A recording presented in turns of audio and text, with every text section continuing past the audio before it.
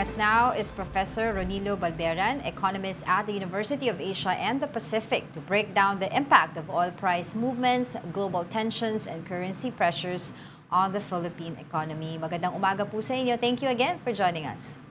Magandang umaga po. Okay, so how significant is this expected fuel price rollback for the overall economy? Meron ba itong mararamdaman or wala lang? Wala lang kasi parang in-announce siya nung sinabing magto-2-week ceasefire. Yeah. Biglang naggagerahan sila ulit ngayon doon. So I think the key word is uncertainty.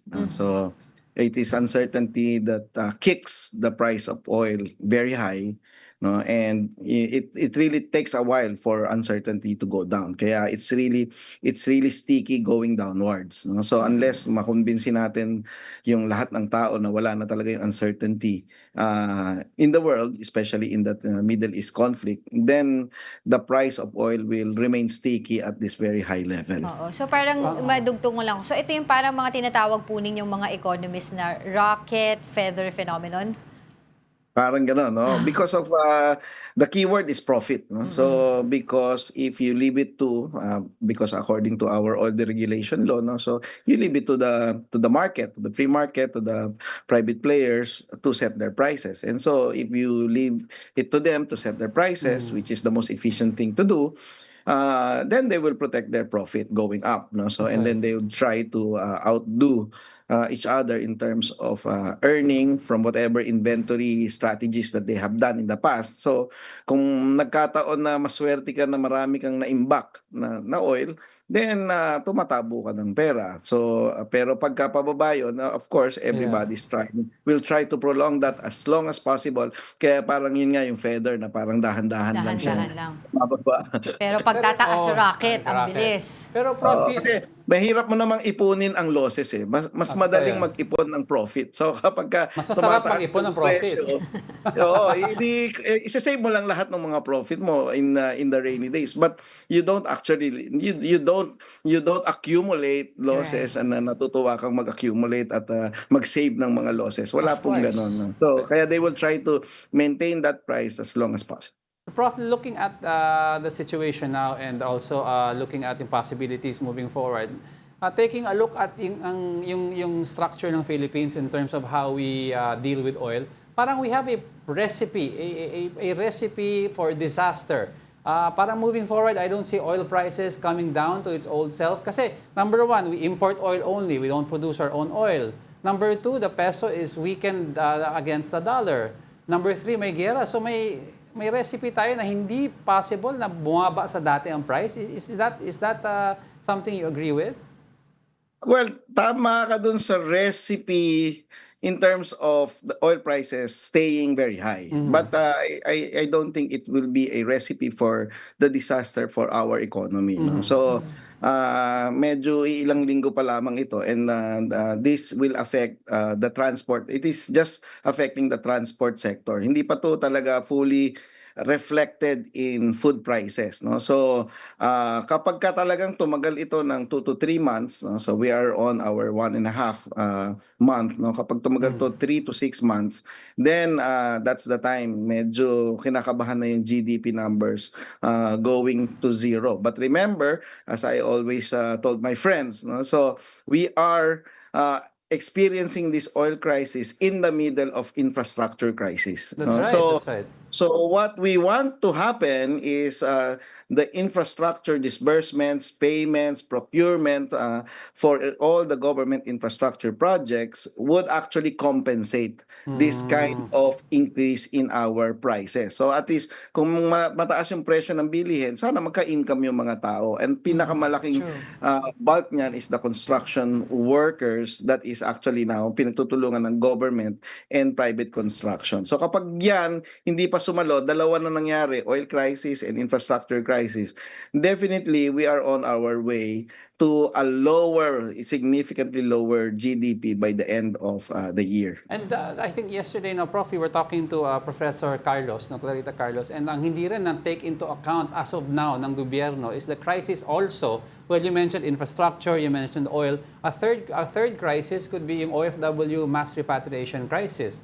Now, if you have 60 to 70% of the OFWs coming home, that's also 60 to 70% of remittances na hindi napapasok, which is we're very reliant also on remittances.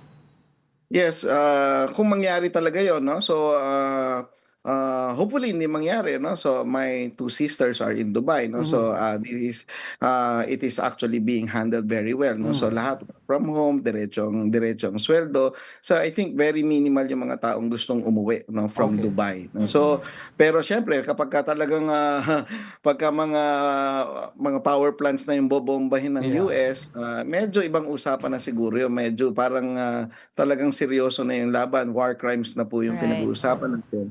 And so therefore, we do not discount that fact na medyo dahil we are shielded from this particular oil crisis because of our dollar reserves. And that dollar reserves is actually driven by OFW That's right. remittances. Right, So right. yung cushion natin na yun, pag nawala, medyo may alanganin Talagang tayo tahimik. next. Oo. Well, sinabihan na po tayo, 'di ba, ng DOE na mukha talagang matagal pa tong crisis na to, even if it mag-stop talaga yung war na yon, because ang daming mga infrastructure na mga nadali, nasira, they have to rebuild, etc. But I was wondering kung tama po ba yung sinasabi ng iba na mas maigi na daw po mag-expand yung mga transport and agriculture subsidies to prevent yung deeper slowdown ng inflation natin kesa mag-suspend tayo or mag-reduce tayo ng mga excise tax? Ako, bakit tayo mamimili? Emergency na tayo ngayon, no? This is emergency for the lower part of our population, yung lower income part, no? So, hindi naman emergency yung buong Pilipinas. Ang emergency kasi yung mga nandito, yung lower middle class, tsaka yung lower income, tsaka yung poor. So, hindi na natin kailangan mamili at this point, no? Tumagal na yung decision natin on how to rescue lower income families, jeepney drivers, truckers, Fisher folks, bus, ano. So, I think we don't need to choose. We have to institute all of them. Correct, I agree. Yeah, makes sense. Makes Oo. sense. So, very quickly lang, no? Very dangerous kasi, Prof, kung middle class ang mahirapan dito kasi tayo ang major taxpayers eh.